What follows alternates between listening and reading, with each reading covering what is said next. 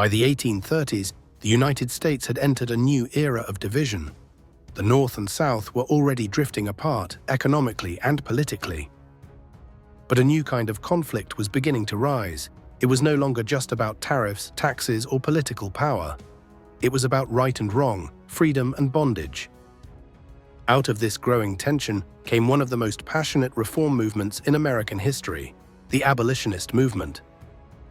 The Missouri Compromise had drawn a temporary line across the nation, but it had not silenced the moral question of slavery. In the South, slavery was seen as essential to the economy and the social order.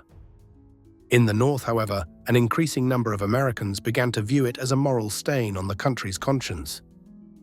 The movement to abolish slavery did not appear overnight. Its origins lay in the late 18th century, when groups like the Quakers condemned the slave trade as unchristian and inhumane. By the 1830s, a new generation of reformers rose to prominence, bringing renewed energy, strong organization, and a powerful sense of urgency to the cause.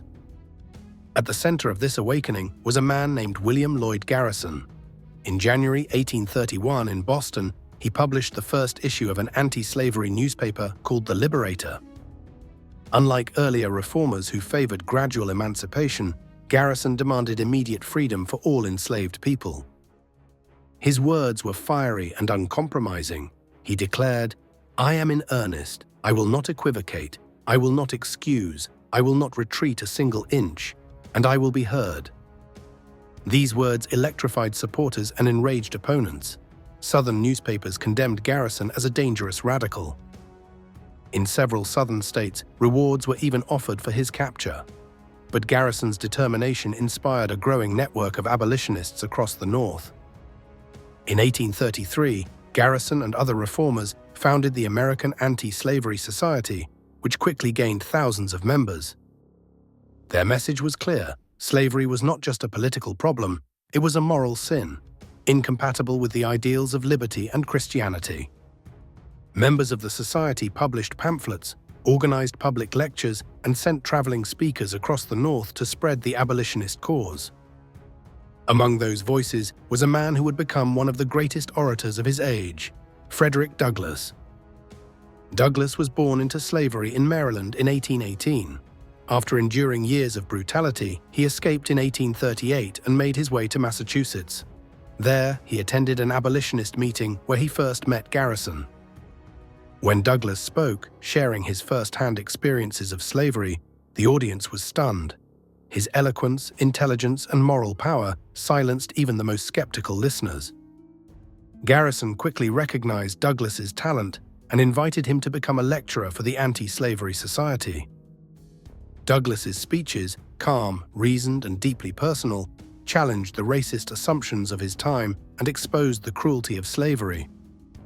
His 1845 autobiography, Narrative of the Life of Frederick Douglass, an American Slave, became an international bestseller, giving the abolitionist movement one of its most compelling voices.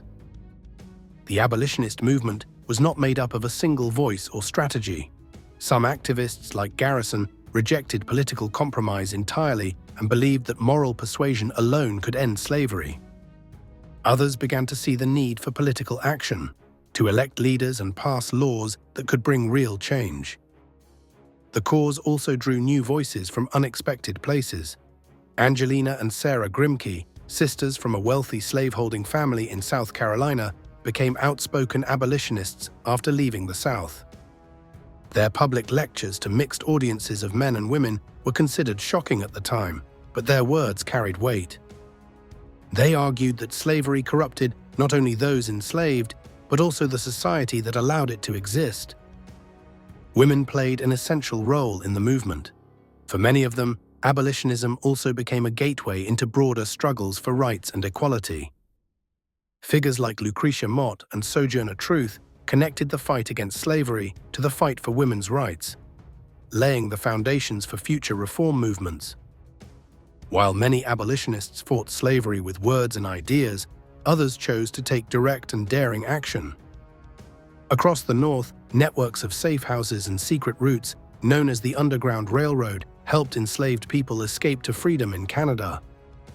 Conductors like Harriet Tubman herself, an escaped slave, risked her life repeatedly, guiding dozens and eventually hundreds to safety. Her courage made her a legend of the movement. By the late 1830s, abolitionists began flooding Congress with petitions demanding the end of slavery in Washington, D.C., and in the territories. In response, Southern lawmakers pushed through the gag rule, automatically tabling all anti-slavery petitions without reading or debate. This attempt to silence abolitionists backfired. It outraged many Northerners and fueled a growing sense that the slave power was trying to control the federal government. Not all Northerners welcomed the abolitionists. Many feared that their activism would spark conflict with the South or disrupt trade. In several cities, anti-abolitionist mobs attacked speakers and burned printing presses. Garrison himself was once dragged through the streets of Boston by an angry crowd. By the early 1840s, abolitionism had transformed from a fringe cause into a force that could not be ignored.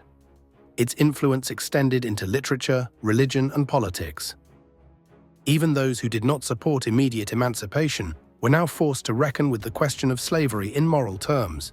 The movement had successfully reshaped the national conversation.